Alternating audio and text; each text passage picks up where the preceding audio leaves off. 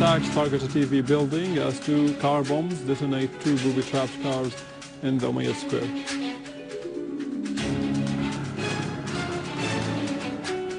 Units of the Syrian Army besiege terrorists and restore safety and security to several areas in the countryside of Damascus, Deir ez-Zor and Al-Rai.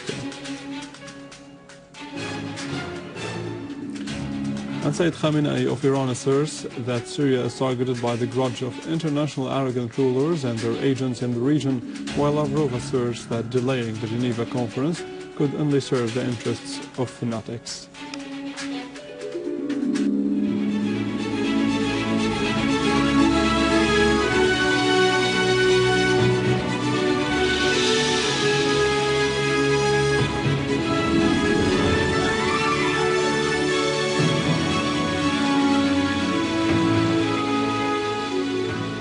Good afternoon, this is news in English from the Syrian Army television in Damascus.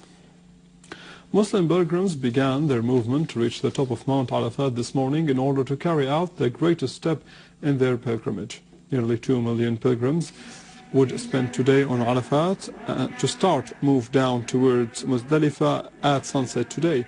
There will be where they will spend the rest of the night till tomorrow. The first day of al-Adha is tomorrow. In response to the prevention of Syrian citizens from carrying out pilgrimage this year, the Minister of Religious Endowment, Dr. Muhammad Abdel Sattar al-Sayyid, said that the Higher Committee of Pilgrimage considers the Saudi government responsible for preventing Syrian citizens from pilgrimage.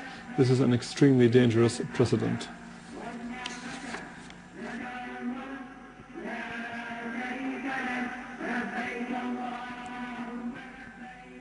In other news, Patriarch Gregorius III al-Sham of the Roman Catholics in Antioch and the Orient expressed hope that al-Adha would bring to this suffering region the hope of peace. In a message of congratulation, the Patriarch called on everybody to work for peace and security and reconciliation.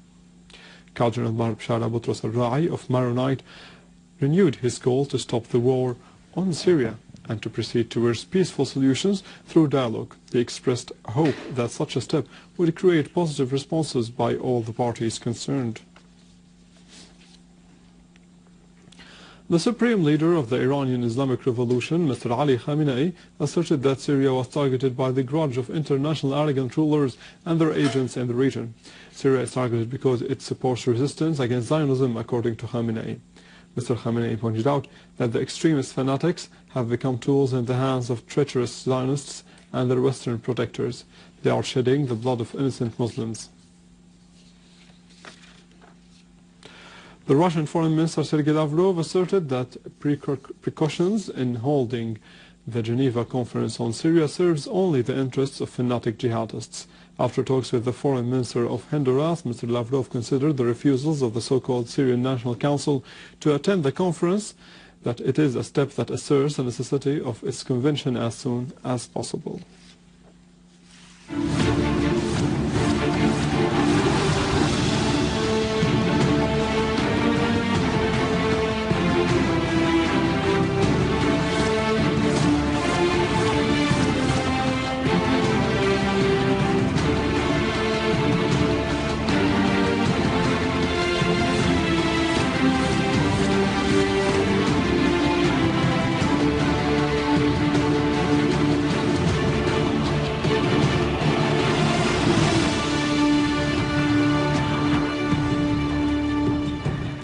Within the context of the efforts to protect citizens from terrorist acts and practices, the Ministry of Social Affairs, in cooperation with the Governorate of Damascus countryside and the Syrian Red Crescent organization, continued to help to transfer 3,000 women and children who were detained by terrorist gangs in al-Muadamiyet al-Sham neighborhood.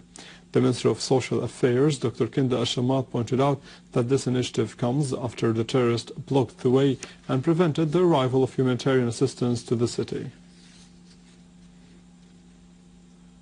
Two suicidal terrorists detonated two booby-trapped cars full of explosives near the Umayyad Square in Damascus yesterday evening. The explosions caused material damage to the wall of the radio and television station building without human casualties. An expert estimated the amount of explosives in each car at 100 kilograms.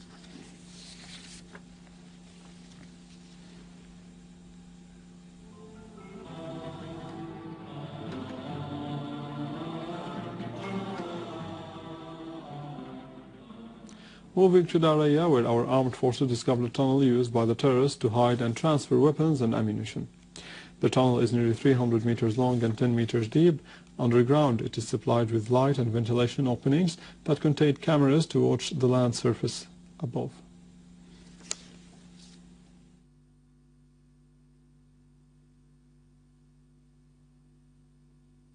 In Damascus countryside, an anti-aircraft mortar cannon was destroyed and 20 terrorists were killed in Barzi, Al-Qaboon, Jobar and Halasta. A Syrian Arab Army unit also destroyed a terrorist hideout near Zamalka. They continued their operations in the farms of al-Qasimiyya and its environs, killing 20 armed terrorists. The town of Hajera and Sbene witnessed a series of successful army operations, where several non-Syrian terrorists were killed in violent clashes. A heavy machine gun used by terrorists was also destroyed in Sbene. Our armed forces also chased terrorist gangs in many orchards to the north and east of Jerud and Nebek, Adra and western Malula. The dead terrorists included large numbers of non-Syrians whose weapons and equipment were also destroyed.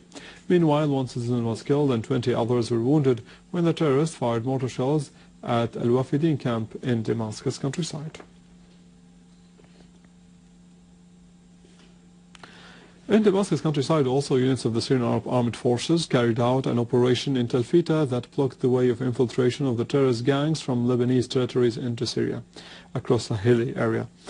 The people of Tel Fita thanked the Syrian army and asserted that they would continue to face and foil the al-Qaeda terrorism, which is supported by regional Gulf states and the West.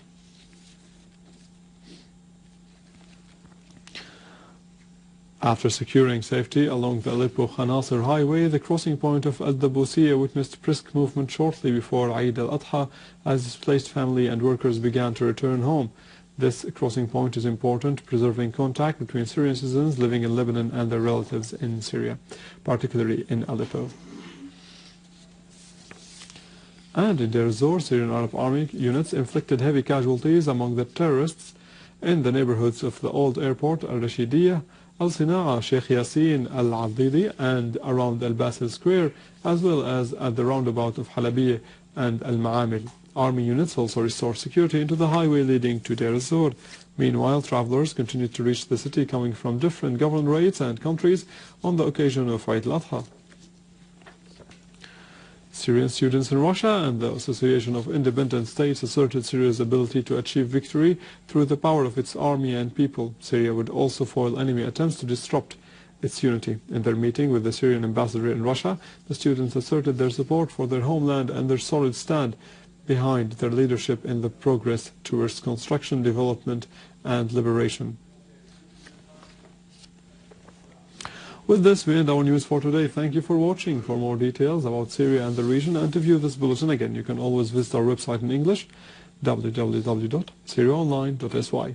Now to the latest in business and market news with Vani Konashian, but after a short break.